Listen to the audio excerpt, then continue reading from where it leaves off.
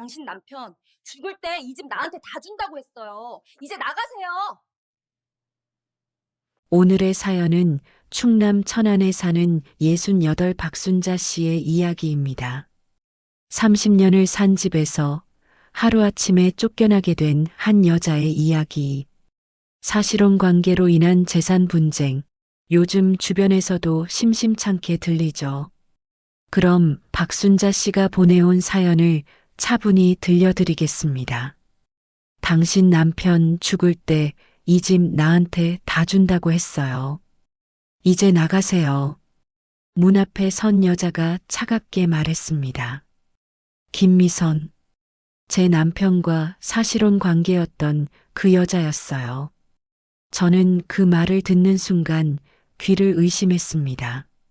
뭐라고요? 이게 무슨 소리예요? 등기부등본 보세요. 이 집 명의 이미 제 앞으로 넘어왔어요.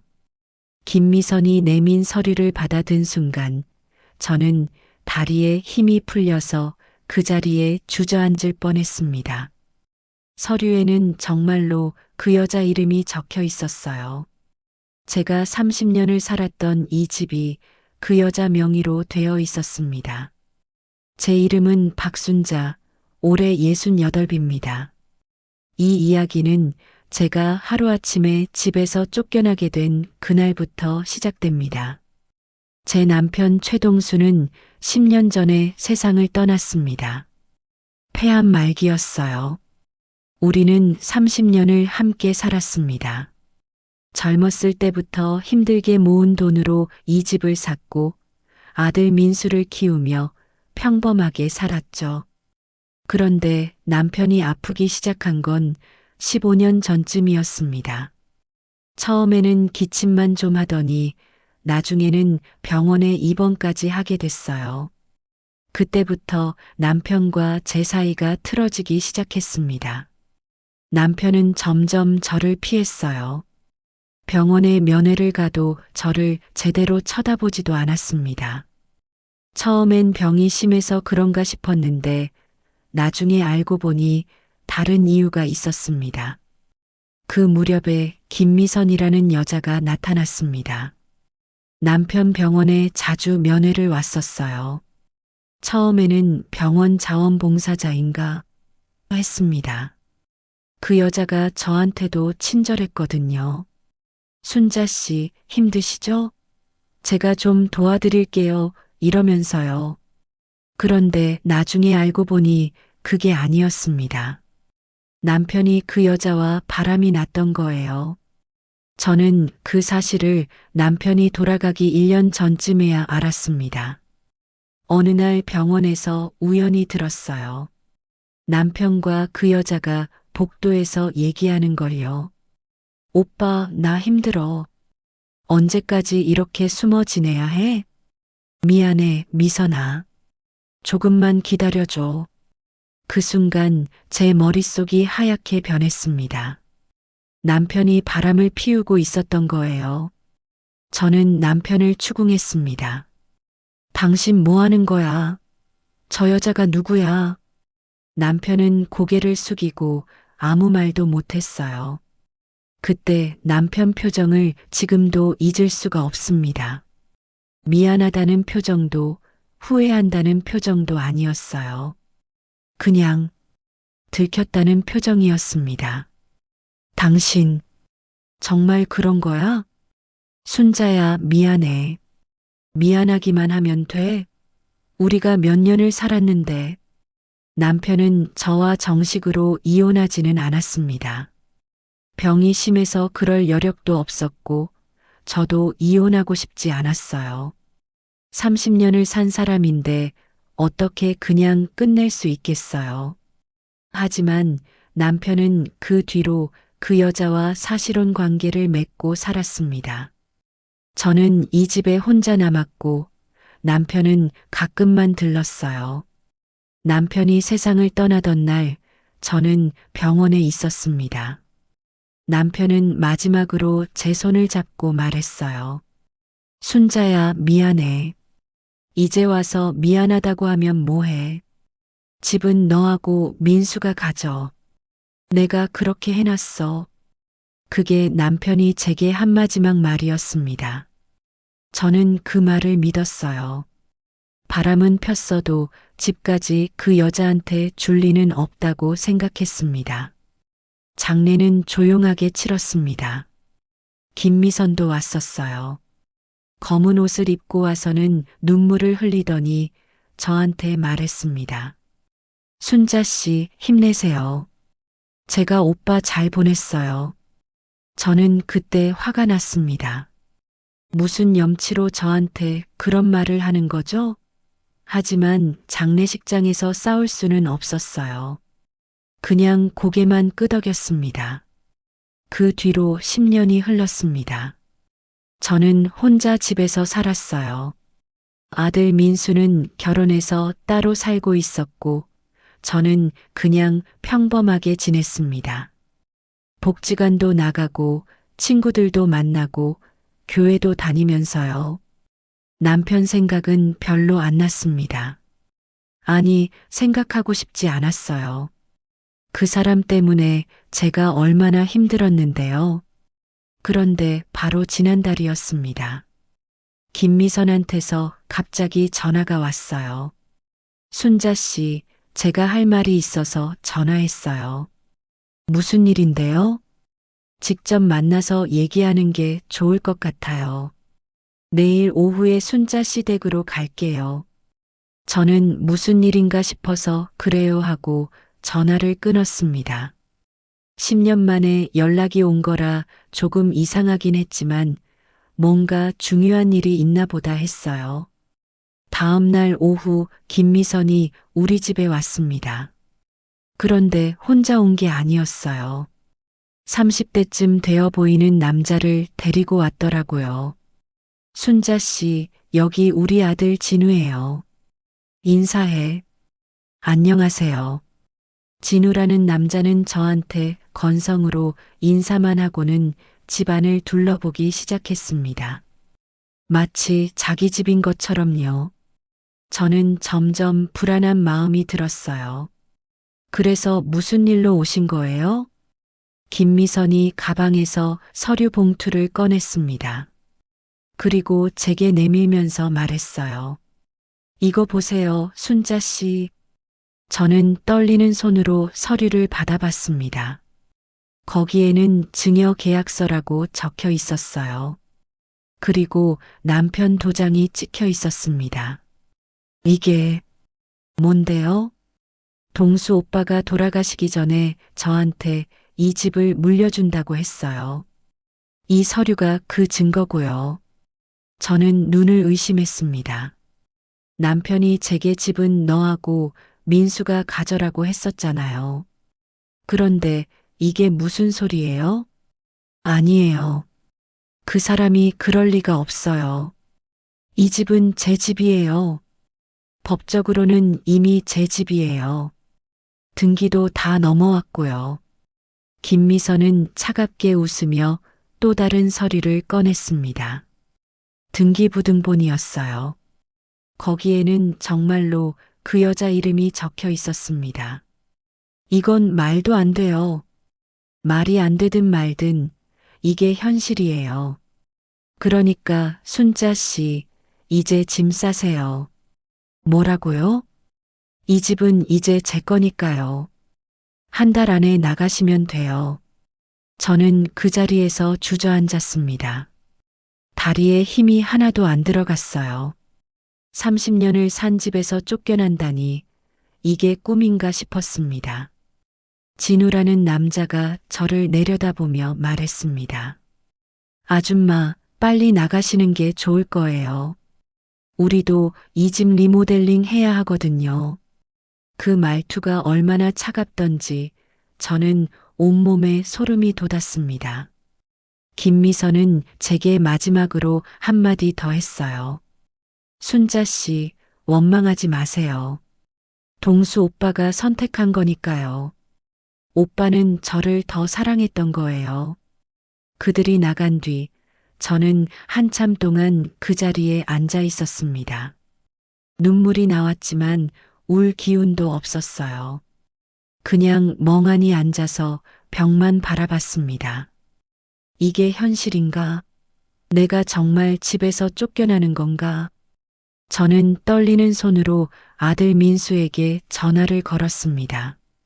민수야, 엄마야. 큰일 났어. 엄마, 무슨 일이에요? 왜 우세요? 그 여자가, 김미선이가 우리 집을 가져갔대. 명의가 그 여자 앞으로 넘어갔다고. 전화기 너머로 아들의 놀란 목소리가 들렸습니다. 뭐라고요? 그게 무슨 소리예요? 나도 모르겠어. 그 사람이 그 여자한테 집을 물려줬다는데. 증여 계약서도 있대. 말도 안 돼요. 아버지가 우리한테 물려준다고 하셨잖아요. 그래. 그랬는데. 저는 더 이상 말을 잇지 못했습니다. 목이 메어서 아무 소리도 나오지 않았어요. 아들이 말했습니다. 엄마, 지금 당장 갈게요. 거기 계세요. 전화를 끊고 나서 저는 벽에 걸린 남편 사진을 봤습니다. 남편은 사진 속에서 웃고 있었어요. 당신, 정말 그랬어? 그 여자한테 집을 준 거야? 화가 치밀어 올랐습니다. 당신 때문에 내가 이 꼴이야. 바람 피우고 그 여자랑 살고 죽어서도 날 괴롭히네. 저는 사진을 벽에서 내려 바닥에 내려놨습니다. 더 이상 보고 싶지 않았어요. 그날 밤 저는 한숨도 자지 못했습니다. 30년 동안 살았던 집, 제가 힘들게 지켜온 이 보금자리에서 쫓겨난다는 게 믿기지 않았어요. 하지만 다음 날 아침 우편함에서 정식 통지서를 받았을 때 저는 깨달았습니다. 이건 꿈이 아니라 현실이라는 걸요. 소유권 이전 완료 통지. 그 서류를 보는 순간 제 인생이 송두리째 흔들리기 시작했습니다. 아들 민수가 달려온 건 그날 저녁이었습니다. 문을 벌컥 열고 들어오더니 제 손을 꽉 잡았어요. 엄마, 괜찮아요? 민수야. 저는 아들을 보는 순간 참았던 눈물이 터져 나왔습니다. 아들 앞에서는 울지 않으려고 했는데 도저히 참을 수가 없었어요. 엄마, 울지 마세요. 제가 있잖아요. 민수가 저를 안아줬습니다. 얼마나 오랜만에 아들한테 안겨보는지 모르겠어요. 저는 아들 품에서 한참을 울었습니다. 그 여자가 정말 집을 가져간 거예요? 그래.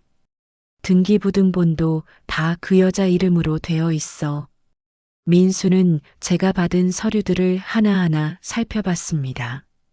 증여계약서, 등기부등본, 통지서, 모든 서류에는 김미선 이름이 적혀 있었어요. 이게 말이 돼요? 아버지가 돌아가시기 전에 우리한테 집을 물려준다고 하셨잖아요. 나도 그렇게 알고 있었어. 근데 이 서류에는 내 아버지 도장도 찍혀 있고. 민수가 이를 악물었습니다. 이건 뭔가 잘못된 거예요. 아버지가 뭐? 그 사람이 그럴 수도 있지. 바람 피워서 그 여자랑 살았잖아. 저는 차갑게 말했습니다. 민수는 아무 말도 못했어요. 그래도 엄마, 법적으로는 그 여자 거래. 우리가 뭘 어떻게 할 수 있겠니? 저는 대답을 미뤘습니다. 계속 생각했어요. 그 사람이 정말 배신한 건가? 아니면 이것도 그 여자가 꾸민 건가? 민수야, 엄마가 너희 집에 잠깐 얹혀 살아도 될까? 민수가 고개를 끄덕였습니다. 당연하죠, 엄마. 우리 집으로 오세요. 하지만 저는 며느리 생각이 났습니다. 갑자기 시어머니가 들어와 산다고 하면 며느리가 얼마나 부담스러울까요? 하지만 달리 갈 데가 없었어요. 다음 날 저는 짐을 싸기 시작했습니다. 30년 동안 모아둔 물건들을 하나씩 박스에 담으면서 눈물이 멈추지 않았어요. 이 그릇은 결혼 초에 샀던 거고, 저 액자는 민수가 어렸을 때 그린 그림이고, 하나하나가 다 추억이었습니다. 그때 초인종이 울렸습니다. 문을 열었더니 옆집 사는 김 씨 아줌마가 서 있었어요. 순자 씨, 짐 싸세요? 네. 이사 가게 됐어요. 김 씨 아줌마는 제 얼굴을 빤히 쳐다보더니 말했습니다. 들었어요. 그 여자한테 집 빼앗겼다면서요? 저는 아무 대답도 못했습니다. 그냥 고개만 숙였어요. 어머, 그래서 어떻게 하실 거예요? 갈 데는 있어요? 아들 집에 가려고요. 아이고, 며느리가 좋아하겠어요? 시어머니 모시는 거 요즘 며느리들 다 싫어하잖아요. 김씨 아줌마의 말투에는 동정심보다는 호기심이 더 많이 묻어 있었습니다. 저는 그게 싫었지만 티를 낼 수가 없었어요. 그럼 뭐 어쩌겠어요. 갈 데가 없는데요. 김씨 아줌마가 돌아가고 나서 저는 한숨을 쉬었습니다. 아마 동네 사람들한테 다 소문이 났겠죠.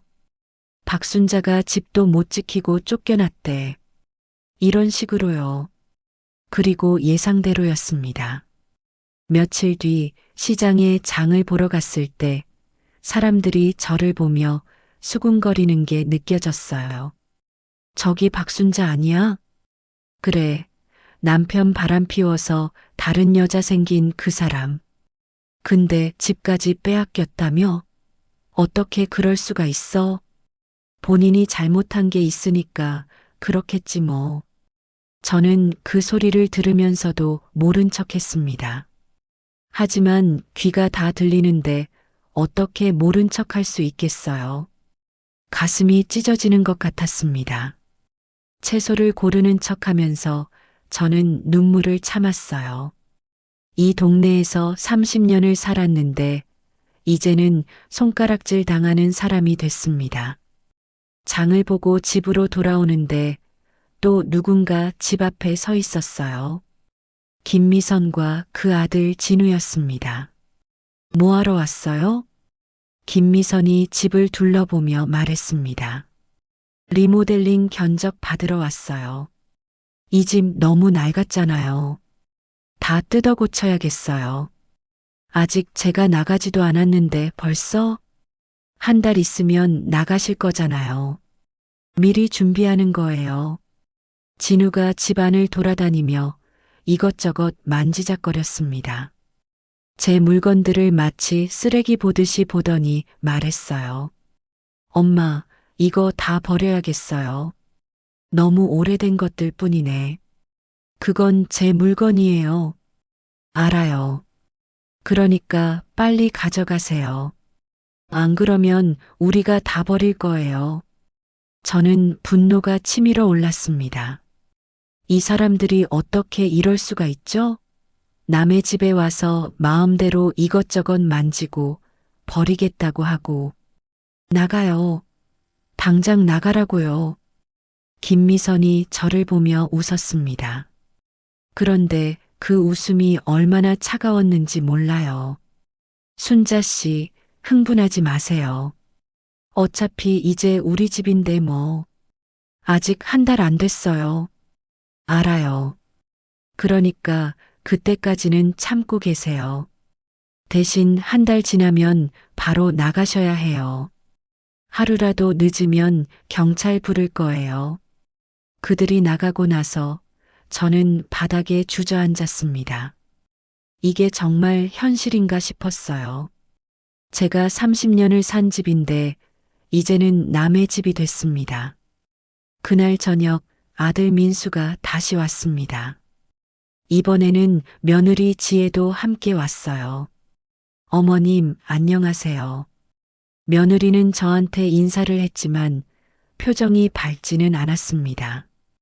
아마 시어머니가 들어와 산다는 게 부담스러운 거겠죠. 지혜야, 미안하구나.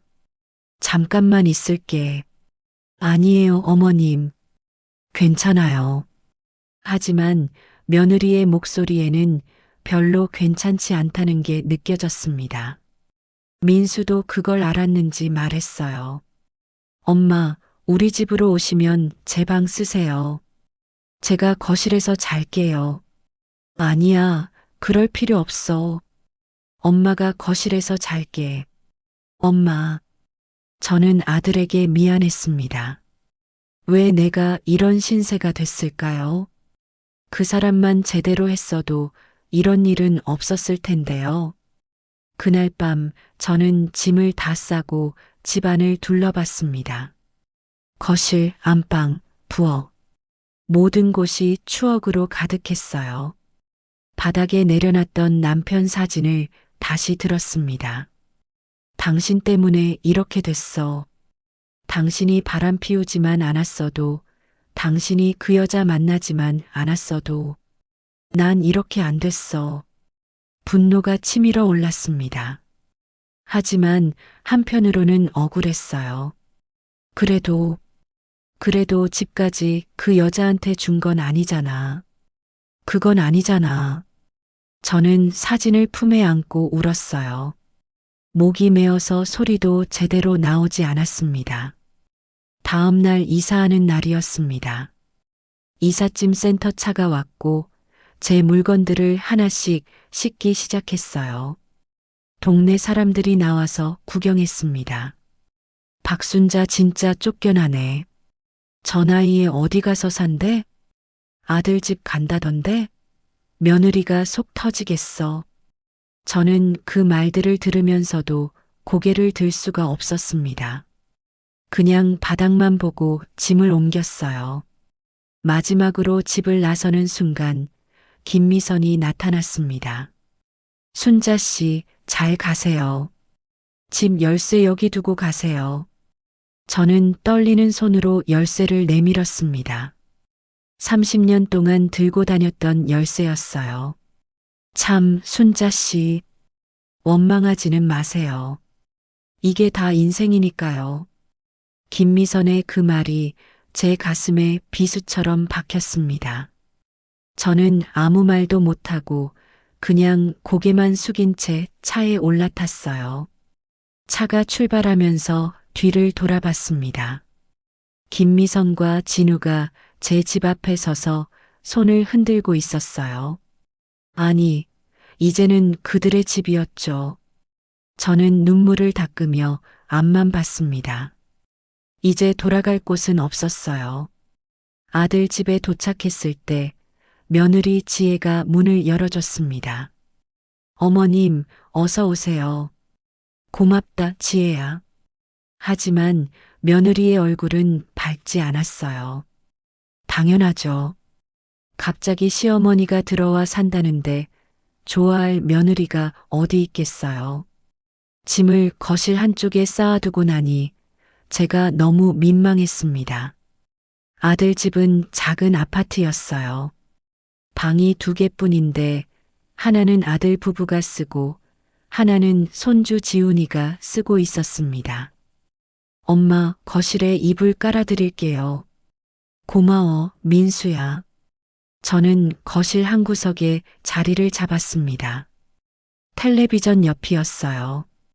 이 나이에 아들 집 거실에서 잔다니 참 서글펐습니다. 첫날 저녁은 어색했습니다. 저녁을 먹는데 며느리가 거의 말이 없었어요. 손주 지훈이만 할머니, 할머니 하면서 말을 걸어줬습니다. 지훈아, 밥 많이 먹어라. 할머니는 왜 우리 집에 왔어요? 할머니가 잠깐 있다가 갈 거야. 얼마나요? 저는 대답할 수가 없었습니다. 저도 모르거든요. 언제까지 여기 있어야 할지. 저녁을 먹고 나서 며느리가 설거지를 하길래 제가 거들려고 했습니다. 지혜야, 내가 할게. 아니에요, 어머님. 앉아 계세요. 그래도 괜찮아요. 며느리의 말투는 정중했지만 차가웠습니다. 저는 그냥 거실로 돌아왔어요. 그날 밤 저는 잠을 이룰 수가 없었습니다. 거실 바닥에 이불을 깔고 누웠는데 냉장고 소리, 시계 소리, 모든 게 다 신경 쓰였어요. 그리고 방에서 들려오는 며느리와 아들의 속삭이는 소리도 들렸습니다. 여보, 어머님이 언제까지 계실 거예요? 미안해. 조금만 참아줘. 조금이 얼마예요? 한 달? 1년? 나도 모르겠어. 엄마가 갈 데가 없어. 그래도 우리도 살기 힘든데 어떻게 한 분 더 모시고 살아요? 저는 그 소리를 들으면서 가슴이 아팠습니다. 며느리 말이 맞았어요. 제가 부담이 되는 거죠. 다음 날 아침 저는 일찍 일어나서 아침을 준비했습니다. 며느리한테 폐를 끼치지 않으려고요. 그런데 며느리가 나와서 제 모습을 보더니 표정이 굳어졌어요. 어머님, 제가 할 텐데요. 아니야, 내가 할게. 지혜는 출근 준비해. 네. 며느리는 뭔가 불만스러운 표정이었지만 아무 말도 하지 않았습니다. 아마 제가 부엌을 함부로 쓴 게 마음에 안 들었던 거겠죠. 일주일이 지났습니다. 저는 최대한 조용히 지냈어요. 며느리 눈치를 보면서 말도 별로 안 하고 거실 구석에만 있었습니다. 하지만 그럴수록 더 힘들었어요. 어느 날 저녁 며느리가 민수한테 큰 소리로 말했습니다. 여보, 이거 좀 봐요. 거실에 어머님 짐이 왜 이렇게 많아요? 우리 집이 창고예요? 미안해. 내가 정리할게. 정리할 공간이 어디 있어요? 여기가 얼마나 좁은데. 저는 방에서 그 소리를 들으면서 몸을 움츠렸습니다. 제가 짐이 많아서 며느리를 힘들게 하고 있었어요. 그날 밤 저는 결심했습니다. 이렇게는 못 살겠다고. 누군가 도움이 필요하다고. 다음 날 아침 저는 오랜 친구 경숙이한테 전화를 걸었습니다. 경숙아, 나야. 순자야. 오랜만이다. 어떻게 지내? 경숙아, 나 좀 만날 수 있어? 왜? 무슨 일 있어? 응, 할 얘기가 좀 있어. 경숙이는 바로 알아챘나 봅니다. 제 목소리가 떨리고 있었거든요. 그래, 어디서 볼까? 공원? 응, 우리 자주 가던 그 공원에서 보자. 오전에 저는 공원으로 나갔습니다. 경숙이는 벌써 와서 기다리고 있었어요. 순자야. 경숙이를 보는 순간 저는 울음이 터져 나왔습니다. 친구 앞에서는 숨길 수가 없었어요. 순자야, 왜 울어? 무슨 일이야? 저는 경숙이한테 모든 걸 털어놨습니다. 김미선이 집을 가져간 일, 집에서 쫓겨난 일, 아들 집에서 며느리 눈치 보며 사는 일. 전부요. 경숙이는 제 손을 꽉 잡고 들어줬습니다. 그리고 제 이야기를 다 듣고 나서 말했어요. 순자야, 이거 이상해. 뭐가? 동수가 정말 그 여자한테 집을 준 거면 왜 진작명예 이전을 안 했겠어? 왜 10년이나 지나서 갑자기 명의가 넘어간 거야? 저는 그 생각을 못 해봤습니다. 맞아요. 그 사람이 정말로 김미선한테 집을 주려고 했다면 살아있을 때 명의를 바꿨겠죠. 그럼 뭔가 조작된 거야? 그럴 수도 있지. 순자야, 이거 그냥 넘어가면 안 돼. 싸워봐야 해. 하지만 경수가 나는 증거도 없고 뭘 어떻게 해야 할지도 모르겠어. 경숙이가 제 어깨를 토닥였습니다. 순자야, 변호사 찾아가 봐. 법률 상담이라도 받아보고. 혹시 알아? 방법이 있을지도 몰라. 변호사? 그런 데는 돈도 많이 들잖아. 상담은 무료인 곳도 있어. 일단 알아나 보자고. 이대로 포기하면 안 돼. 경숙이 말이 맞았습니다. 이대로 포기할 수는 없었어요. 제가 30년을 산 집인데 그냥 빼앗기고만 있을 수는 없었습니다. 그래. 한번 알아볼게. 그래, 그렇게 해. 그리고 순자야, 너 혼자가 아니야. 내가 있잖아. 내가 도와줄게. 경숙이의 그 말에 저는 또 눈물이 났습니다. 이렇게 제 편이 되어주는 사람이 있다는 게 너무 고마웠어요. 공원을 나서면서 경숙이가 말했습니다. 참, 순자야. 내가 아는 변호사 있어. 노인 인권 문제 전문으로 하는 사람인데 한번 연락해 볼까? 정말? 응. 한민수 변호사라고 착한 사람이야. 돈 없는 사람들도 많이 도와준대. 그럼 부탁해도 될까? 당연하지. 내가 바로 연락해 볼게. 경숙이는 그 자리에서 바로 전화를 걸었습니다. 그리고 잠시 통화를 하더니 제게 말했어요. 순자야, 내일 오후에 시간 돼? 변호사 사무실로 가자. 응, 돼. 고마워, 경수가. 뭘 고마워. 우리 사이에. 집으로 돌아오는 길에 저는 조금 희망이 생겼습니다. 혹시 정말 방법이 있을까요? 제 집을 되찾을 수 있을까요? 그날 밤 저는 남편 사진을 꺼내봤습니다.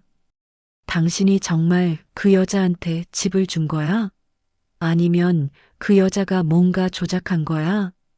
분노와 의심이 섞여 있었습니다. 당신이 나한테 그렇게까지 할 사람은 아니잖아. 바람은 폈어도 집까지 빼앗을 사람은 아니잖아. 저는 여전히 확신이 서지 않았어요. 하지만 알고 싶었습니다. 진실이 뭔지. 다음 날 오후 저는 경숙이와 함께 변호사 사무실로 갔습니다. 작은 사무실이었는데 깔끔하게 정리되어 있었어요. 한민수 변호사는 40대 초반쯤 되어 보이는 남자였습니다. 인상이 부드러웠어요. 어르신, 앉으세요. 무슨 일로 오셨어요? 저는 떨리는 목소리로 모든 걸 설명했습니다. 김미선이 집을 가져간 일, 증여계약서, 명의 이전, 다요. 한 변호사는 제 이야기를 조용히 들어주었습니다. 그리고 제가 가져온 서류들을 하나하나 살펴봤어요. 어르신, 이 증여계약서 작성 날짜가 언제죠? 10년 전 7월 15일이요. 그때 남편분은 어떤 상태셨어요? 병원에 입원해 계셨어요. 폐암 말기였고 거의 의식도 없었어요. 한 변호사의 얼굴이 굳어졌습니다. 그럼 이 서류는 문제가 있을 수 있겠네요. 남편분이 정상적으로 계약서에 서명할 수 있는 상태가 아니었다면요. 정말요? 네. 일단 병원 기록을 확인해 봐야겠습니다. 당시 남편분의 상태를 증명할 수 있는 의료 기록이 필요해요. 저는 희망이 보이기 시작했습니다. 그럼 제가 집을 되찾을 수 있을까요? 한 변호사가 조심스럽게 말했습니다. 쉽지는 않을 겁니다. 하지만 가능성은 있어요. 일단 증거를 확보해야 합니다. 병원 기록, 필적 감정, 그리고 당시 목격자가 있다면 더 좋고요. 저는 돈이 별로 없는데 걱정하지 마세요. 일단 상담은 무료고 소송 비용도 나중에 천천히 내시면 됩니다. 제가 도와드릴게요. 저는 한 변호사의 손을 꽉 잡았습니다. 감사합니다, 변호사님. 정말 감사합니다. 사무실을 나오면서 경숙이가 제 어깨를 두드렸어요. 순자야, 봤지? 방법이 있어. 우리 이거 끝까지 해보자. 응, 경수가. 고마워. 뭘 고마워. 우리 친구 아니니? 저는 오랜만에 웃을 수 있었습니다. 비록 조금이지만 희망이 보였어요. 그날 저녁 집에 돌아와서 아들한테 말했습니다. 민수야, 엄마가 변호사 만나고 왔어. 정말요? 뭐래요? 방법이 있을 수도 있대. 일단 증거를 찾아봐야 한대. 민수의 얼굴이 환해졌습니다. 엄마, 잘하셨어요. 제가 도와드릴게요. 우리 꼭 이겨요. 저는 고개를 끄덕였습니다. 그래요. 이제 포기하지 않을 거예요. 싸워볼 거예요. 남편 사진을 보며 저는 다짐했습니다. 당신이 그 여자한테 집을 준 게 아니라면 내가 증명해낼 거야. 그리고 우리 집을 되찾을 거야. 변호사를 만나고 나서 며칠 후 저는 병원에 가서 남편의 의료 기록을 떼려고 했습니다. 한 변호사가 그게 제일 중요한 증거라고 했거든요. 병원 원무과에 가서 말했습니다. 10년 전에 여기서 입원했던 환자 기록 좀 떼고 싶은데요. 환자분 성함이 어떻게 되세요? 최동수요. 제 남편이었어요. 직원이 컴퓨터를 확인하더니 말했습니다. 기록이 있긴 한데요. 보호자 확인이 필요합니다. 신분증 가져오셨어요? 네, 여기 있어요. 신분증을 보여주고 기록을 받았습니다. 두꺼운 서류 뭉치였어요. 저는 그걸 들고 한 변호사 사무실로 갔습니다. 어르신, 잘 가져오셨네요. 제가 한번 볼게요. 한 변호사는 서류를 꼼꼼히 읽기 시작했습니다. 저는 옆에서 조마조마하게 기다렸어요.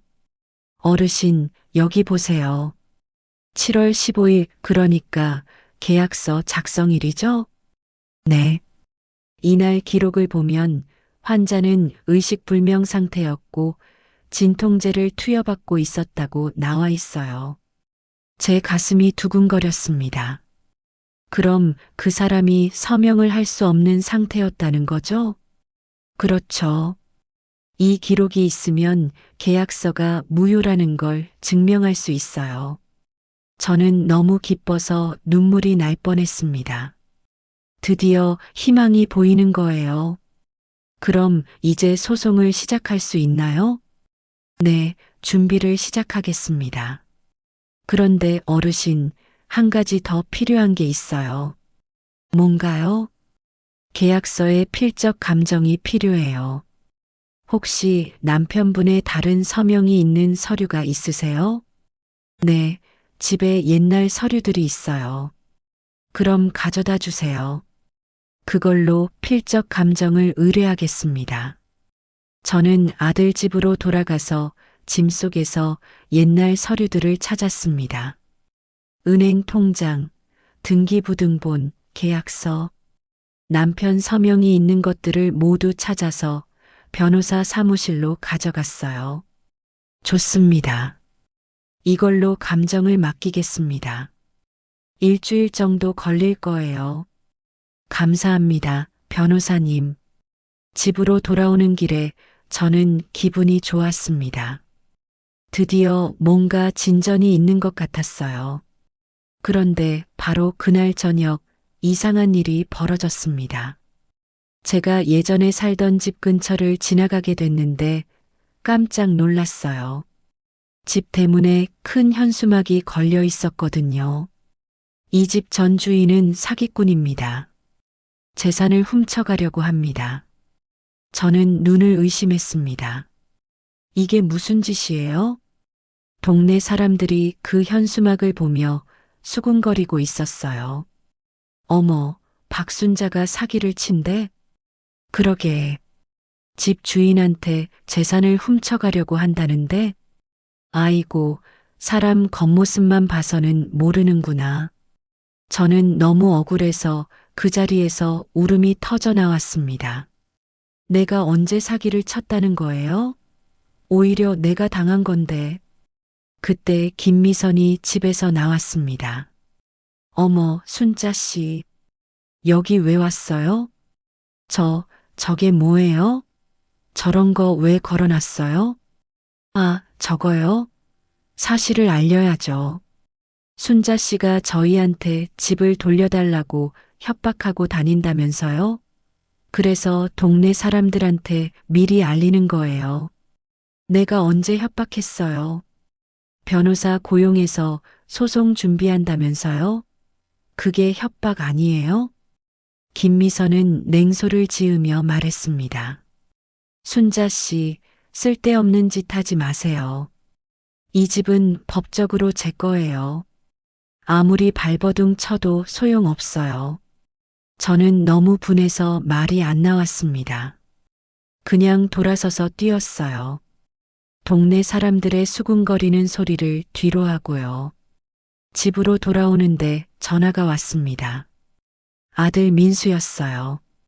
엄마, 지금 어디세요? 왜? 방금 회사에 전화가 왔어요. 김미선 아들이라는 사람한테서요. 제 가슴이 철렁했습니다. 뭐라고 했는데? 민수의 목소리가 떨렸습니다. 박순자가 우리 엄마를 괴롭힌다고. 그만 괴롭히라고 했어요. 안 그러면 법적 조치를 취하겠다고. 그게 무슨 소리야? 그리고 회사 인사팀한테도 민원을 넣었대요. 제가 어머니를 조종해서 사기 소송을 하고 있다고. 저는 기가 막혔습니다. 내가 언제 누구를 괴롭혔다는 거죠? 집에 도착하니 며느리 지혜도 겁에 질린 얼굴이었습니다. 어머님, 이거 너무 심한 거 아니에요? 회사까지 연락하다니. 지혜야, 미안해. 아니에요. 어머님 잘못이 아니죠. 근데 며느리는 말을 잇지 못했습니다. 얼굴에 불안함이 가득했어요. 그날 밤 집 앞에 이상한 쪽지가 붙어 있었습니다. 소송 취하 안 하면 후회할 것이다. 저는 온몸에 소름이 돋았습니다. 협박이었어요. 민수가 경찰에 신고했지만 경찰은 증거가 없다며 별로 도움이 안 됐습니다. 일주일 후 필적 감정 결과가 나왔습니다. 저는 한 변호사 사무실로 달려갔어요. 어르신, 좋은 소식입니다. 정말요? 필적 감정 결과 계약서의 서명은 남편분 것이 아닐 가능성이 높대요. 누군가 따라 그었거나 억지로 손을 잡고 쓴 것 같다고 합니다. 저는 너무 기뻐서 소리를 질렀습니다. 정말이에요? 정말이요? 네, 이제 소송을 시작할 수 있어요. 제가 소장을 작성하겠습니다. 드디어였습니다. 드디어 싸울 준비가 된 거예요. 경숙이한테 전화를 걸었습니다. 경숙아, 필적 감정 결과 나왔어. 위조 가능성 높대. 정말? 순자야, 대박이다. 응, 이제 소송 시작한대. 하지만 그날 저녁 경숙이한테서 다시 전화가 왔습니다. 순자야, 나한테 이상한 전화가 왔어. 무슨 전화? 모르는 번호인데 너 소송에서 손 떼라고 하더라. 경수가 겁먹지 마. 그 사람들 마지막 발악이야. 알아. 나 안 겁먹어. 근데 순자야, 조심해. 전화를 끊고 저는 생각했습니다. 김미선이 정말 악랄하네. 하지만 이제 증거가 있어. 절대 지지 않을 거야. 며느리 지혜는 점점 더 불안해했어요. 여보, 이거 너무 무섭지 않아요? 회사까지 민원 넣고 이제는 집 앞에 협박 쪽지까지. 민수가 며느리를 달랬습니다. 괜찮아, 여보. 조금만 참자. 재판만 끝나면 다 괜찮아질 거야. 그래도 지훈이 생각하면 걱정돼요. 며느리는 말을 잇지 못했지만 얼굴에 불안함이 가득했습니다. 저는 며느리한테 미안했습니다. 저 때문에 며느리가 이렇게 힘들어하는 거잖아요. 지혜야, 미안해. 엄마 때문에. 아니에요, 어머님. 어머님 잘못이 아니에요. 하지만 며느리의 목소리에는 걱정이 묻어났습니다. 그날 밤 저는 잠을 이룰 수가 없었습니다.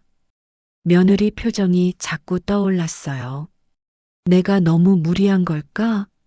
가족들한테 피해만 주는 건 아닐까? 하지만 포기할 수는 없었습니다. 그 집은 제가 30년을 산 곳이었으니까요.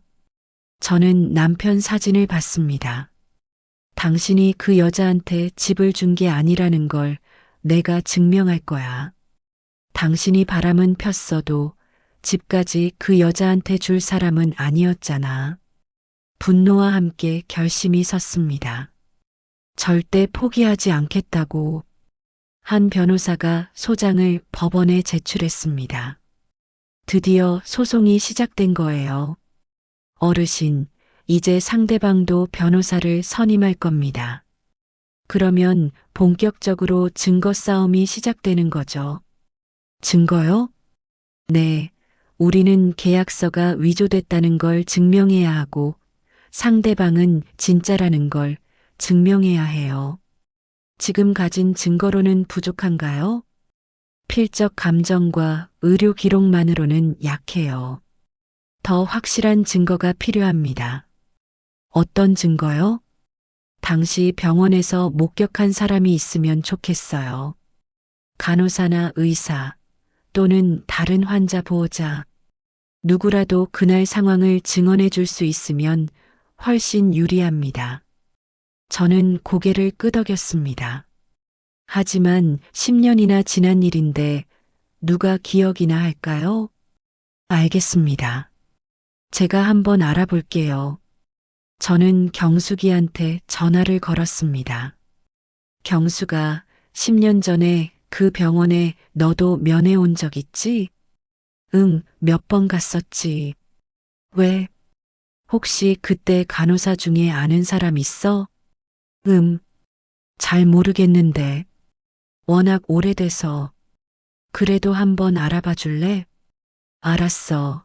내가 알아볼게. 며칠 후 경숙이한테서 연락이 왔습니다. 순자야, 간호사 한 명 찾았어. 정말? 응, 박수진 씨라고. 지금은 다른 병원으로 옮겼는데 그때 내 남편 담당 간호사였대. 정말? 고마워, 경수가. 저는 바로 박수진 씨한테 연락을 했습니다. 처음에는 전화를 받지 않더니 나중에 문자가 왔어요. 죄송하지만 도와드릴 수 없습니다. 저는 당황했습니다. 왜 도와줄 수 없다는 걸까요? 한 변호사한테 이 사실을 말했더니 변호사가 직접 연락을 해봤습니다. 그리고 며칠 후 저한테 말했어요. 어르신, 간호사분이 증언을 거부하셨습니다. 왜요? 협박을 받았대요. 김미선 쪽에서 연락이 왔다는데 증언하면 명예훼손으로 고소하겠다고 했답니다. 저는 기가 막혔습니다. 그 여자가 증인까지 협박한 거예요. 그럼 어떻게 하나요?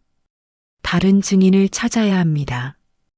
혹시 그날 병실에 다른 사람은 없었나요? 저는 기억을 더듬어 봤습니다. 10년 전 일인데 정확히 기억이 안 났어요. 글쎄요. 잘 모르겠어요. 병원에 가서 당시 입원 환자 명단을 확인해 볼 수 있을까요? 한번 가볼게요. 저는 다시 병원에 갔습니다. 하지만 병원에서는 개인정보라며 다른 환자 정보는 줄 수 없다고 했어요. 그럼 어떻게 해야 하나요? 법원 명령이 있으면 가능합니다. 저는 허탈했습니다. 증거를 찾는 게 이렇게 어려운 일인 줄 몰랐어요. 한 변호사한테 돌아가서 말했습니다. 병원에서 안 준대요. 그럼 법원에 증거 보전 신청을 해야겠네요. 시간이 좀 걸릴 겁니다. 얼마나요? 한 달 정도요. 저는 한숨을 쉬었습니다. 시간이 너무 오래 걸렸어요. 그 사이 김미선의 방해는 계속됐습니다. 협박 전화와 쪽지는 끊이질 않았어요.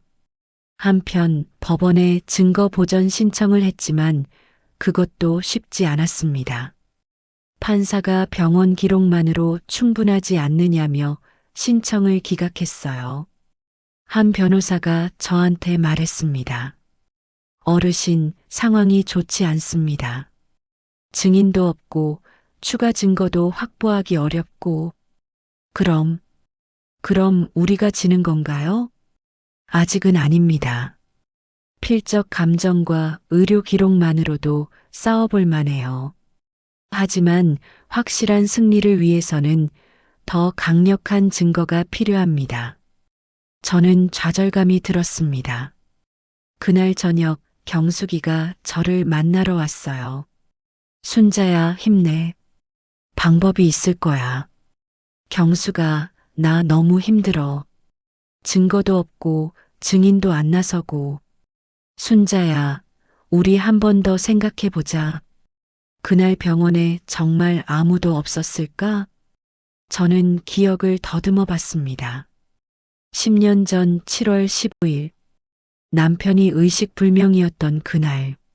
아, 경수가, 왜? 그날 내가 면회 왔었어. 응? 내가, 응, 오후에 왔었잖아. 근데 남편이 자고 있어서 그냥 갔었어. 경숙이가 눈이 커졌습니다. 맞아. 내가 갔었어. 그때 김미선도 봤어. 정말? 응. 그 여자가 병실에서 나오는 걸 봤어. 뭔가 서류 같은 걸 들고 있었어. 저는 너무 기뻐서 경숙이를 껴안았습니다. 경숙아, 내가 증인이 될 수 있어. 그래, 내가 증언할게. 다음 날 저는 한 변호사한테 이 사실을 말했습니다. 정말요? 그럼 증인이 있는 거네요. 네, 제 친구가 그날 병원에 있었어요. 좋습니다. 제가 증인 신청을 하겠습니다. 드디어 희망이 보였습니다. 하지만 김미선도 가만히 있지 않았어요. 경숙이한테 협박 전화가 오기 시작했습니다. 경숙이는 저한테 전화했어요. 순자야, 나한테 협박 전화 왔어. 경수가 미안해. 아니야, 괜찮아. 나 안 겁먹어. 나는 끝까지 내 편이야. 고마워, 경수가.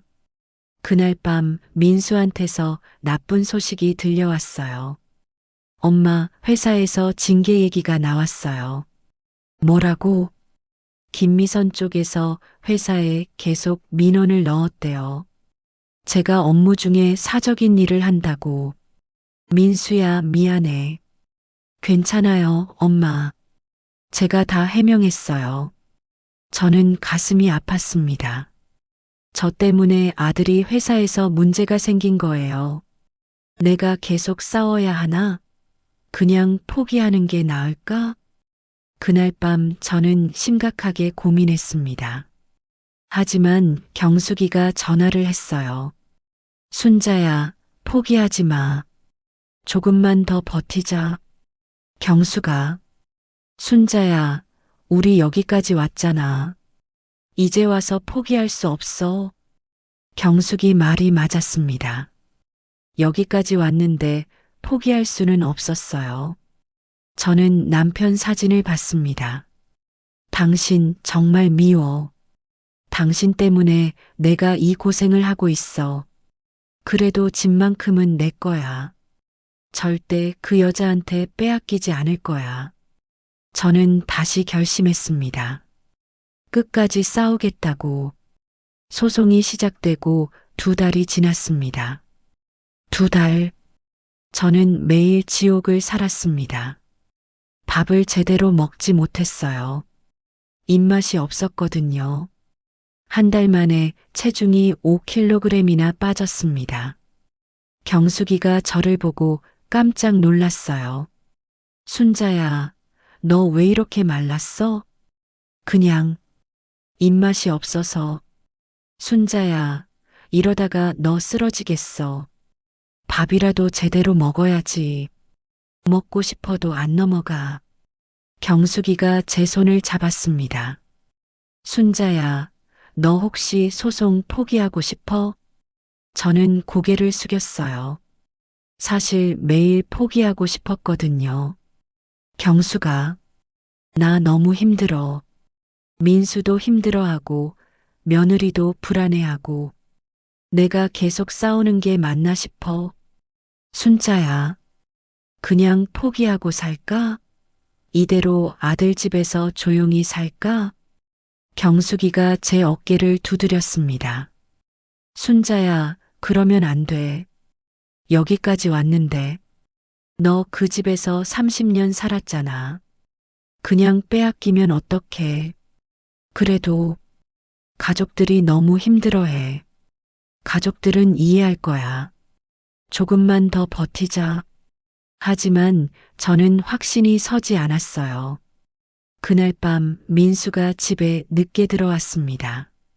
얼굴이 많이 피곤해 보였어요. 민수야, 밥 먹었니? 네, 엄마. 회사에서 먹었어요. 회사는 괜찮아? 민수가 한숨을 쉬었습니다. 솔직히 힘들어요. 김미선 쪽에서 계속 민원을 넣으니까. 민수야, 미안해. 아니에요, 엄마. 엄마 잘못 아니에요. 하지만 민수의 표정을 보니 정말 힘들어하는 게 느껴졌습니다. 민수야, 엄마가 소송 취하할까? 민수가 깜짝 놀라며 저를 봤습니다. 엄마, 왜요? 왜 갑자기? 너희들이 너무 힘들어 하잖아. 엄마 때문에. 엄마, 아니에요. 우리는 괜찮아요. 이건 엄마의 권리예요. 끝까지 싸우셔야 해요. 하지만, 엄마, 저는 괜찮아요. 민수는 저를 안아줬습니다. 저는 아들 품에서 또 울었어요. 다음 날 며느리한테서 전화가 왔습니다. 어머님, 저예요. 지혜야. 어머님, 제가 너무 이기적이었던 것 같아요. 어머님이 얼마나 힘드실까요? 아니야, 지혜야. 내가 당연히 힘들지. 어머님, 제가 끝까지 함께 있을게요. 저는 며느리의 그 말에 눈물이 났습니다. 고마웠어요. 하지만 여전히 힘들었습니다. 며칠 후, 저는 정말 한계에 다다랐어요. 밤에 악몽을 계속 꿨거든요. 꿈속에서 김미선이 저를 쫓아왔어요. 이 집은 내 거야. 소리를 지르면서요. 그리고 깨어나면 식은땀이 흥건했어요. 경숙이가 저를 보고 말했습니다. 순자야, 너 병원 가봐. 얼굴색이 안 좋아. 괜찮아. 괜찮지 않아. 내가 같이 갈 테니까 병원 가자. 경숙이가 억지로 저를 병원에 데려갔습니다. 의사 선생님이 진찰을 하더니 말했어요. 스트레스가 심하시네요. 불면증도 있고요. 약을 처방해 드릴 테니 꼭 드세요. 네. 그리고 마음을 좀 편하게 가지세요. 이러다가 우울증까지 올 수 있어요. 저는 약을 받아서 집으로 돌아왔습니다. 그날 밤 저는 약을 먹고 잠을 청했지만 여전히 잠이 안 왔어요. 내가 뭘 하고 있는 걸까? 이렇게까지 해야 하나? 그때였습니다. 또 이상한 일이 벌어졌어요.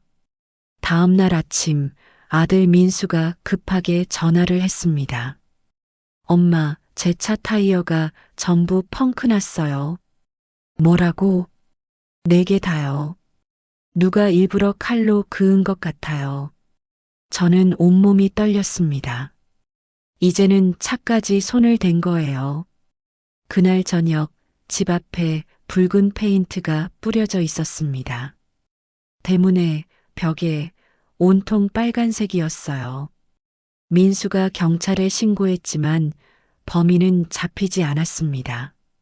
며느리가 울면서 말했습니다. 어머님, 죄송하지만 이거 너무 무서워요. 재판 끝날 때까지 저희는 잠깐 친정에 가 있을게요. 지혜야, 죄송해요, 어머님. 근데 지훈이 생각하면 며느리 말이 맞았습니다. 손주까지 위험해질 수는 없었어요. 다음 날 며느리와 손주는 친정으로 갔습니다. 민수는 저랑 같이 남기로 했고요. 엄마, 저는 괜찮아요. 끝까지 함께 할게요. 고마워, 민수야. 하지만 저는 너무 미안했습니다. 저 때문에 아들 가족이 뿔뿔이 흩어진 거예요. 그날 밤 저는 잠을 이룰 수가 없었습니다. 내가 제대로 하고 있는 걸까? 다음 날 아침 저는 결심했습니다. 남편 묘소에 가보기로요. 10년 만에 처음 가는 거였습니다. 남편이 돌아간 뒤로 한 번도 안 갔었거든요. 가기 싫었어요. 그 사람이 원망스러웠으니까요. 묘소는 천안에서 조금 떨어진 곳에 있었습니다. 버스를 2번이나 갈아타고 갔어요. 묘소 앞에 서니 감정이 복잡했습니다. 남편 이름이 새겨진 비석을 보니 눈물이 났어요. 여보, 저는 무릎을 꿇고 앉았습니다. 당신 정말 미워. 당신이 바람 피우지만 않았어도 내가 이렇게까지 망가지진 않았겠지? 눈물이 멈추지 않았습니다. 그래도 말이야, 집만큼은 나랑 민수한테 남기려고 했던 거잖아. 그 말 하나는 나는 아직 믿고 싶어. 바람이 불었습니다. 당신이 나한테 마지막으로 한 말 기억해? 집은 너하고 민수가 가져 그렇게 말했잖아. 그게 진짜였을 거라고 나는 믿고 싶어. 저는 비석을 쓰다듬었습니다. 당신이 아무리 나쁜 짓을 해도 집까지 그 여자한테 줄 사람은 아니었을 거야. 나는 그렇게 믿어. 그러자 마음이 조금 가벼워졌습니다. 그래서 나 끝까지 싸울 거야. 그 집을 되찾을 거야. 당신이 진짜로 우리한테 남긴 거라는 걸 증명할 거야. 저는 일어서서 비석을 한 번 더 봤습니다. 당신 하늘에서 지켜봐. 내가 꼭 이길 테니까. 묘소를 떠나면서 저는 결심이 섰습니다. 포기하지 않겠다고. 끝까지 싸우겠다고. 집으로 돌아오는 버스 안에서 경숙이한테 전화를 걸었습니다. 경수가 나야. 순자야, 어디야? 방금 남편 묘소 다녀왔어.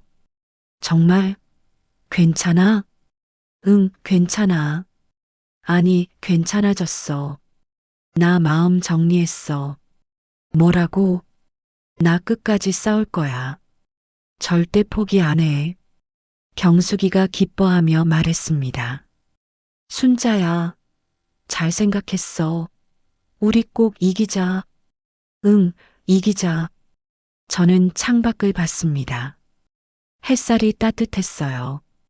집에 돌아와서 민수한테 말했습니다. 민수야, 엄마 결심했어. 끝까지 싸울 거야. 민수가 환하게 웃었습니다. 엄마 잘하셨어요. 저도 끝까지 함께 할게요. 그날 밤 저는 오랜만에 편하게 잠을 잤습니다. 다음 날부터 저는 다시 밥을 잘 먹기 시작했습니다. 힘을 내야 했거든요. 싸우려면 건강해야 하니까요. 경숙이가 매일 전화해서 응원해 줬습니다. 순자야, 오늘도 힘내. 응, 고마워 경수가. 한 변호사도 저를 격려해 줬어요. 어르신, 정신 차리셨네요. 이제 본격적으로 재판 준비 들어갑니다. 네, 잘 부탁드립니다. 저는 다시 싸울 준비가 됐습니다. 이번에는 절대 포기하지 않을 거예요. 한 달 후, 한 변호사한테서 연락이 왔습니다. 어르신, 좋은 소식이 있습니다. 무슨 소식이요? 병원 CCTV를 찾았습니다. 제 가슴이 두근거렸습니다. 정말요? 10년 전 거를요? 네. 병원 시설 관리실에 백업 파일이 남아 있었대요. 보통은 삭제하는데 다행히 남아 있었습니다. 그럼 그날 상황을 볼 수 있다는 거예요? 네. 제가 지금 확인 중인데 김미선이 병실에 들어가는 장면이 나와 있어요. 시간도 정확하고요. 저는 너무 기뻐서 소리를 질렀습니다. 정말이에요? 정말이요? 네, 이제 결정적인 증거가 생긴 겁니다. 이걸로 재판에서 확실히 유리해질 거예요. 저는 바로 경숙이한테 전화를 걸었습니다. 경수가, 큰일 났어. 왜? 무슨 일이야? CCTV를 찾았대. 그날 병원 CCTV. 정말? 세상에. 응. 김미선이 병실에 들어가는 게 다 찍혀 있대. 경숙이도 소리를 질렀습니다. 순자야, 이거 대박이다. 이제 이길 수 있어. 저는 너무 기뻐서 울음이 났습니다. 드디어 결정적인 증거를 찾은 거예요. 그날 저녁 한 변호사 사무실로 가서 CCTV 영상을 봤습니다. 화면에는 흑백으로 병원 복도가 나왔어요. 시간은 10년 전 7월 15일 오후 2시 30분. 그리고 김미선이 병실로 들어가는 모습이 보였습니다. 손에는 서류 가방을 들고 있었어요. 10분 후 김미선이 병실에서 나왔습니다. 서류를 손에 들고 있었고요. 보세요, 어르신. 이게 결정적 증거입니다. 그 시각에 남편분은 의식불명 상태였고 김미선이 병실에 들어가서 뭔가를 했다는 게 증명되는 거죠. 이걸로 이길 수 있나요? 충분합니다. 필적 감정, 의료 기록, 그리고 이 CCTV 영상까지 이제 상대방이 반박하기 어려울 겁니다. 저는 너무 기뻐서 한 변호사 손을 꽉 잡았습니다. 감사합니다, 변호사님. 정말 감사합니다. 천만에요. 이제 재판 날짜를 잡겠습니다. 집으로 돌아오는 길에 저는 하늘을 봤습니다. 드디어 끝이 보여. 집에 도착해서 민수한테 말했습니다. 민수야, 우리 이겼어. 정말요? 엄마. 응, CCTV를 찾았어. 이제 증거가 다 있어.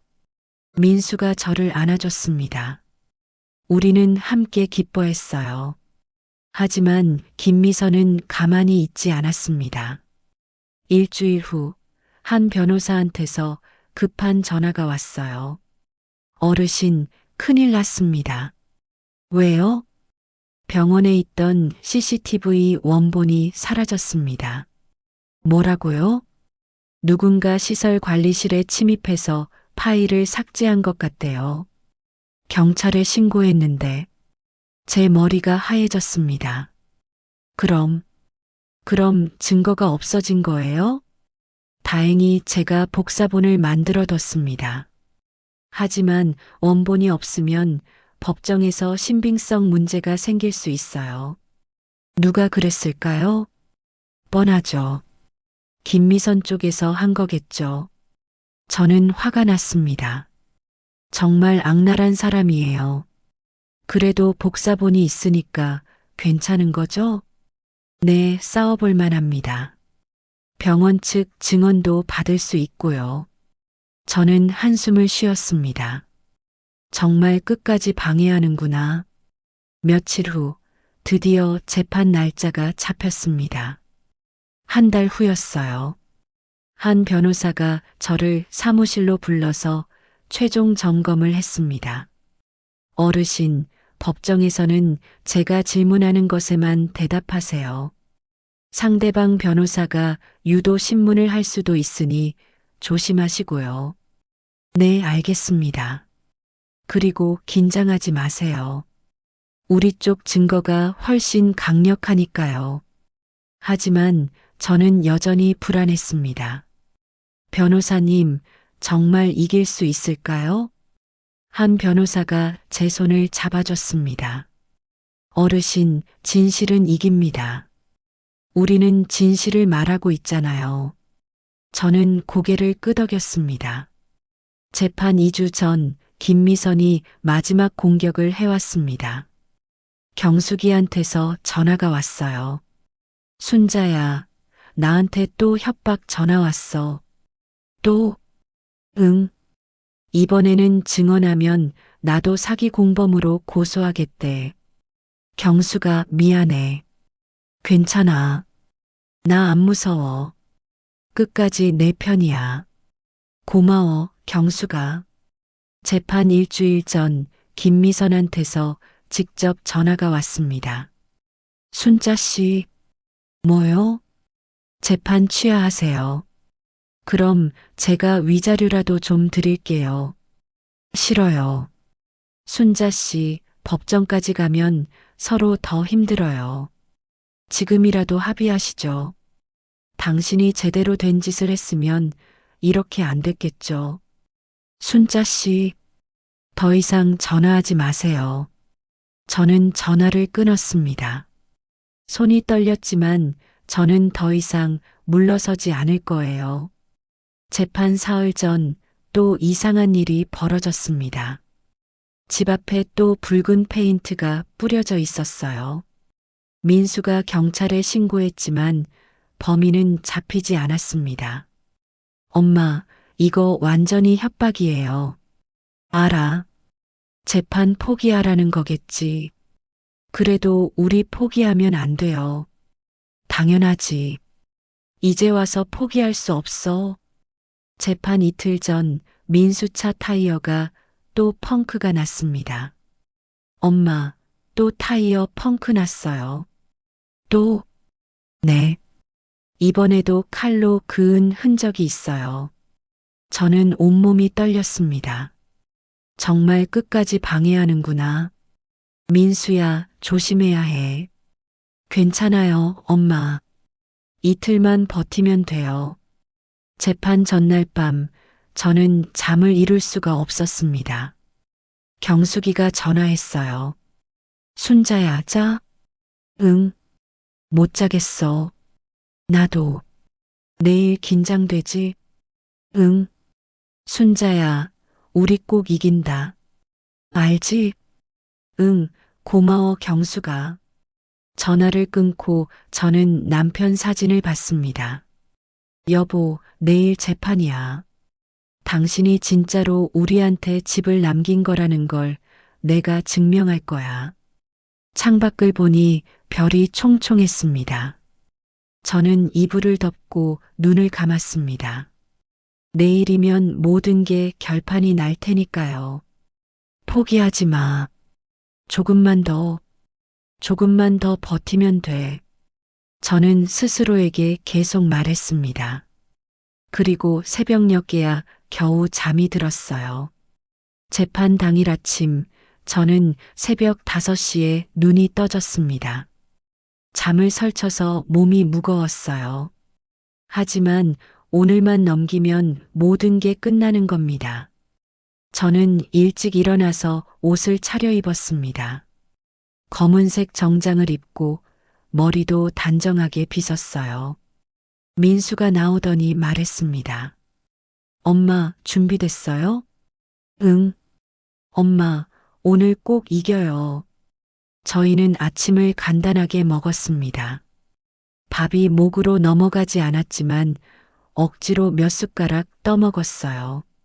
집을 나서는데 경숙이가 먼저 와서 기다리고 있었습니다.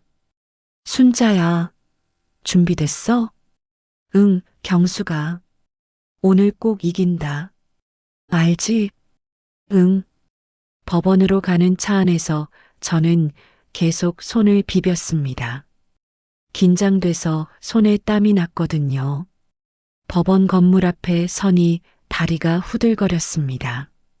엄마, 제 팔 잡으세요. 민수가 제 팔을 잡아줬습니다. 저희는 천천히 법정으로 들어갔어요. 법정 안은 생각보다 작았습니다.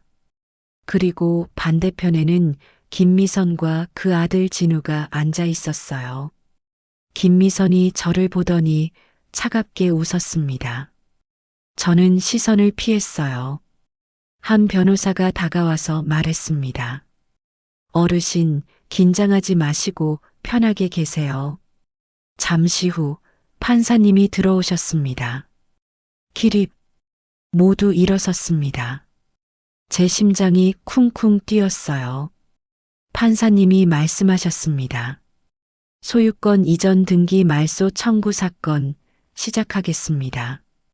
원고 측 변호인 주장하십시오. 한 변호사가 일어나서 차분하게 설명하기 시작했습니다.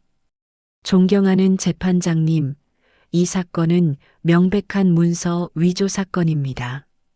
피고 김미선은 원고의 남편이 의식불명 상태였을 때 그의 손을 잡고 억지로 증여 계약서에 서명을 하게 했습니다. 상대방 변호사가 일어나 반박했습니다. 이에 있습니다. 증여 계약서는 정당하게 작성되었습니다. 판사님이 말씀하셨습니다. 증거 제시하십시오. 한 변호사가 차례로 증거를 제출했습니다. 필적 감정 결과, 병원 의료 기록, 그리고 CCTV 영상 복사본. CCTV 영상이 법정에 상영됐습니다. 화면에는 김미선이 병실로 들어가는 모습이 나왔어요. 시간은 정확히 오후 2시 30분. 그리고 10분 후 나오는 모습도 보였습니다. 김미선의 얼굴이 굳어졌습니다. 상대방 변호사가 말했습니다. 이 영상은 원본이 아닙니다. 복사본의 신빙성을 의심합니다. 한 변호사가 반박했습니다. 원본이 없는 이유는 피고 측에서 훔쳐갔기 때문입니다. 병원 측 증언도 있고 경찰 신고 기록도 있습니다. 법정이 술렁거렸습니다. 판사님이 말씀하셨습니다. 원고, 증언석으로 나오십시오. 저는 떨리는 다리로 증언석에 섰습니다. 한 변호사가 질문했습니다. 어르신, 남편분이 돌아가시기 전에 뭐라고 하셨나요? 집은 저와 아들이 가지라고 했습니다. 증여 계약서에 대해 들어본 적 있으신가요? 없습니다. 그런 거 있는 줄도 몰랐습니다. 남편분이 돌아가실 때 의식이 있으셨나요? 아니요. 거의 의식이 없었어요. 진통제를 계속 맞고 있어서. 상대방 변호사가 일어나서 물었습니다. 원고는 남편과 사이가 좋지 않았죠? 그건 사실 남편은 원고와 헤어지고 싶어 했던 거 아닙니까? 한 변호사가 일어났습니다. 이에 있습니다. 유도 신문입니다. 판사님이 말씀하셨습니다. 인정합니다. 변호인, 질문을 바꾸십시오. 저는 증언석에서 내려왔습니다. 다리에 힘이 하나도 없었어요. 그리고 드디어 김미선이 증언석에 섰습니다. 한 변호사가 날카롭게 물었습니다.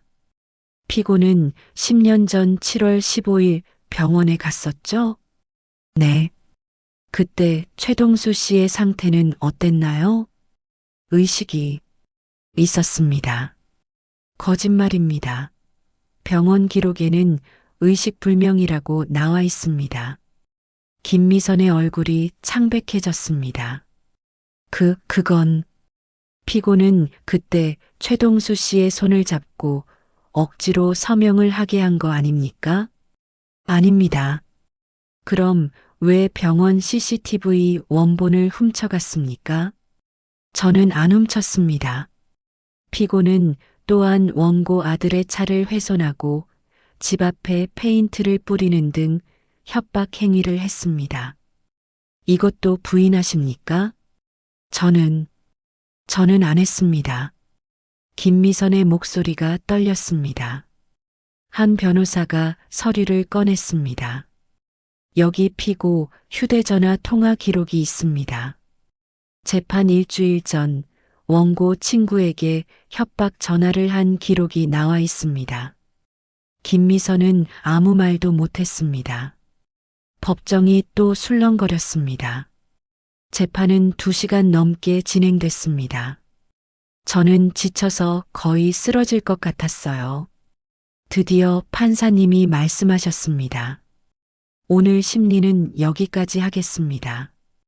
판결은 일주일 후에 선고하겠습니다. 저는 깜짝 놀랐습니다.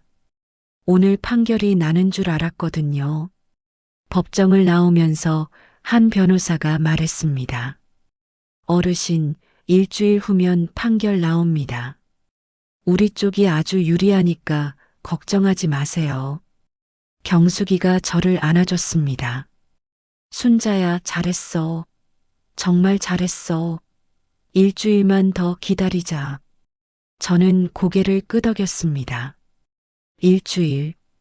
일주일만 더 버티면 되는 겁니다.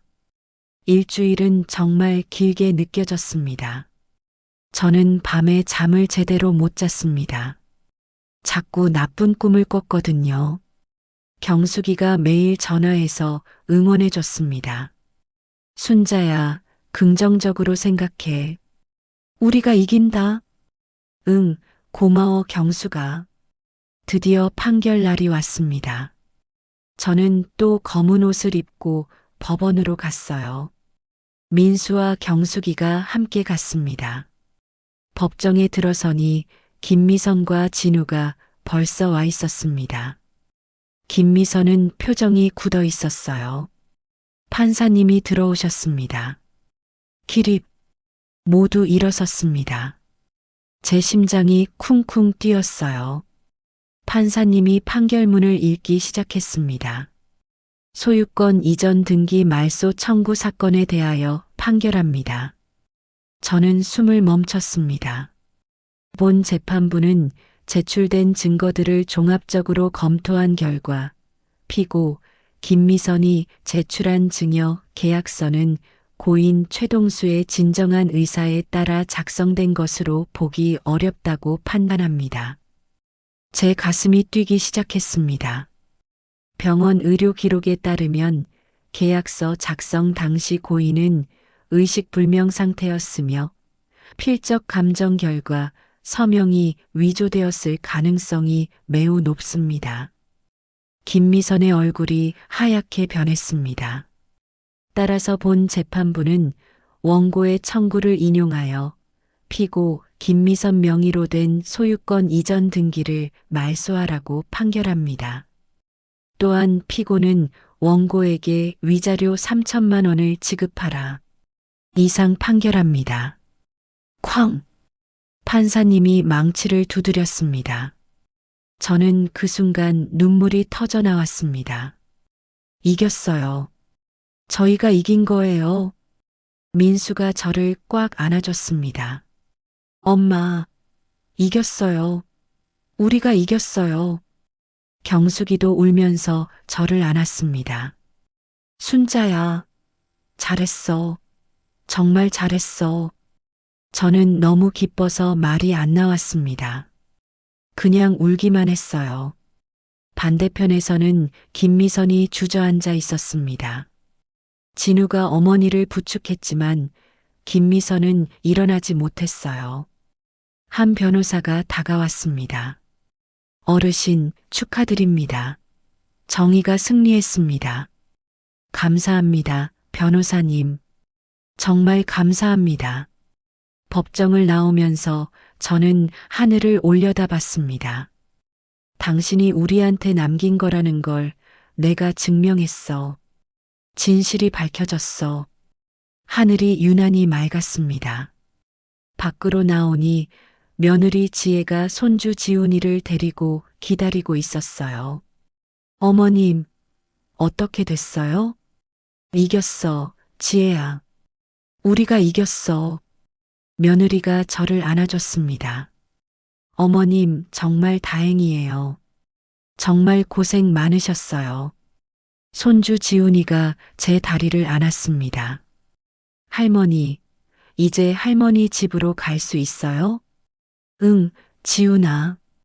이제 할머니 집으로 갈 수 있어. 저는 손주를 안아 올렸습니다. 몸은 무거웠지만 마음은 가벼웠어요. 그날 저녁 온 가족이 식당에 모였습니다. 경숙이도 함께 왔고요.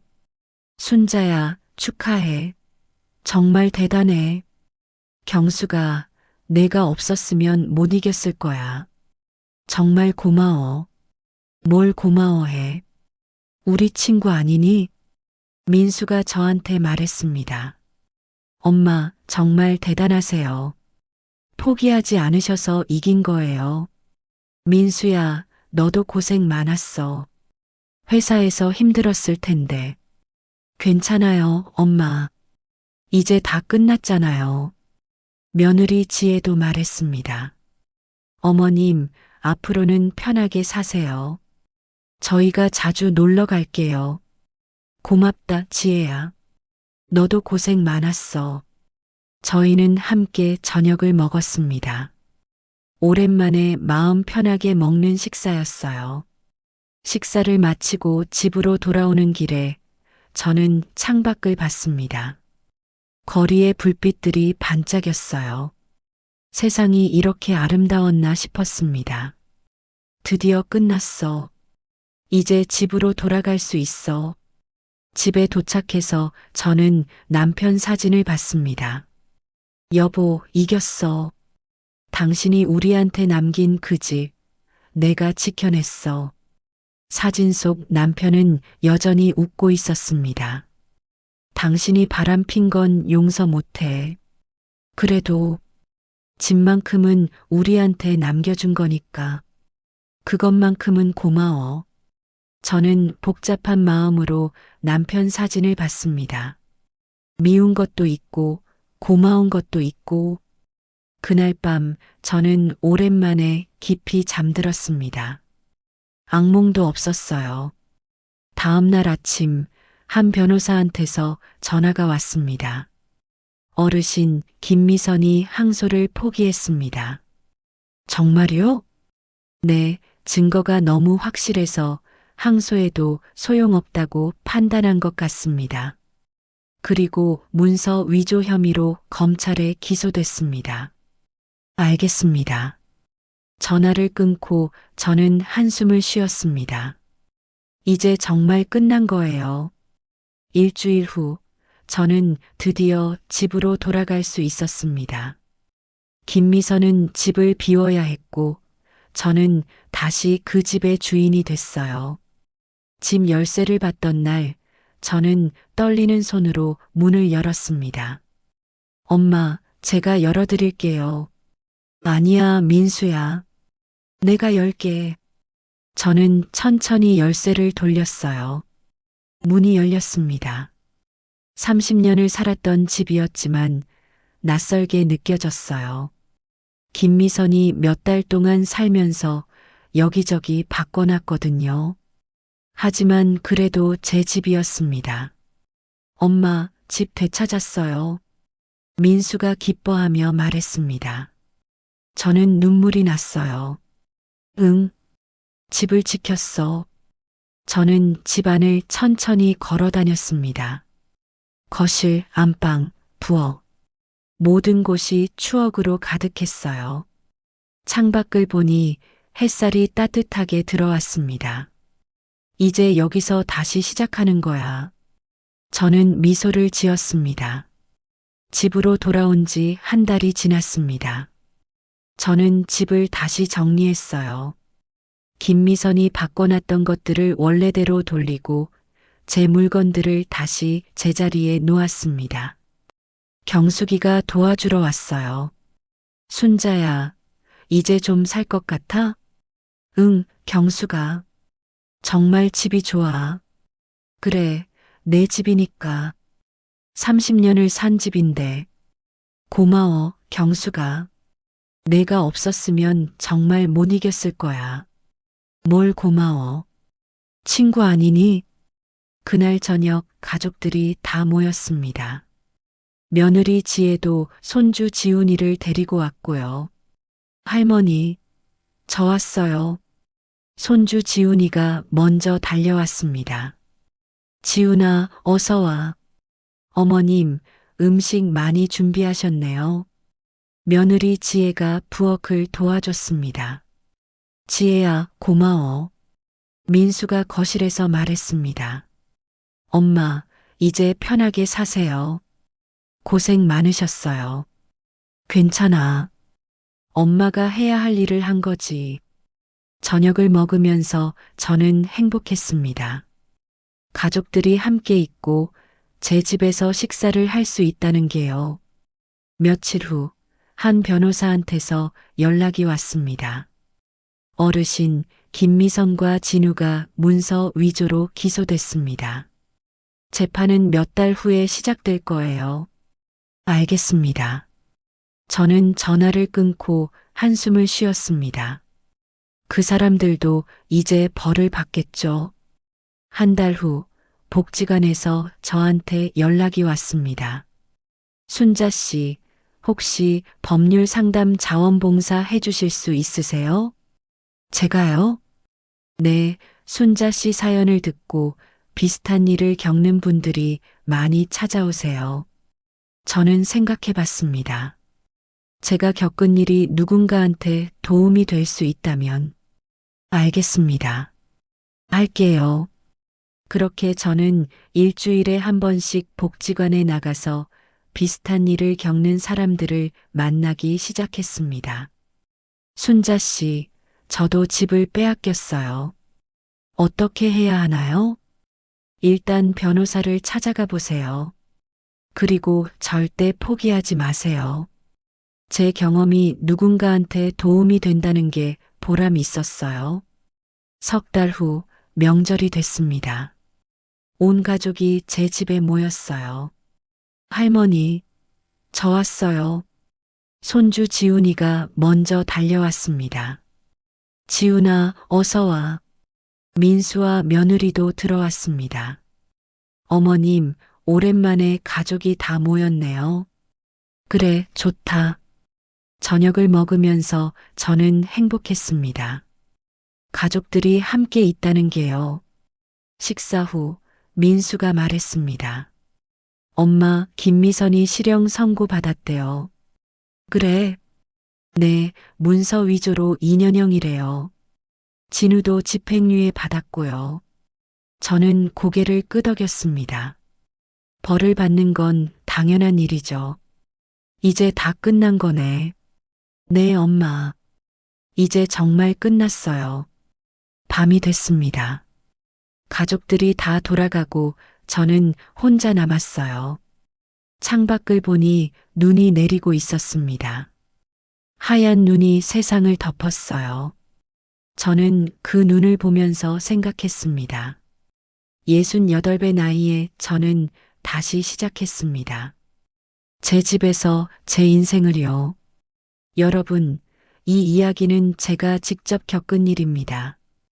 지금 이 방송을 듣는 분들 중에도 혹시 억울한 일을 겪고 계신 분이 있다면 꼭 말씀드리고 싶습니다.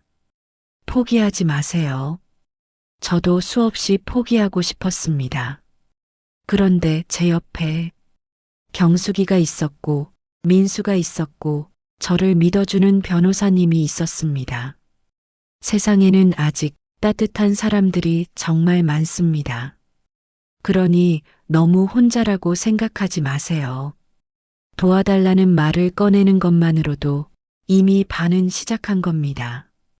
그리고 혹시 주변에 힘들어 보이는 누군가가 있다면 손 한번 내밀어 주세요. 그 손길 하나가 누군가에게는 세상 전부가 될 수도 있으니까요. 창밖에 눈을 보며 저는 생각했습니다. 30년을 산 이 집, 나는 결국 지켜냈다. 이제 저는 괜찮습니다. 여러분도 언젠가는 꼭 괜찮아지실 겁니다.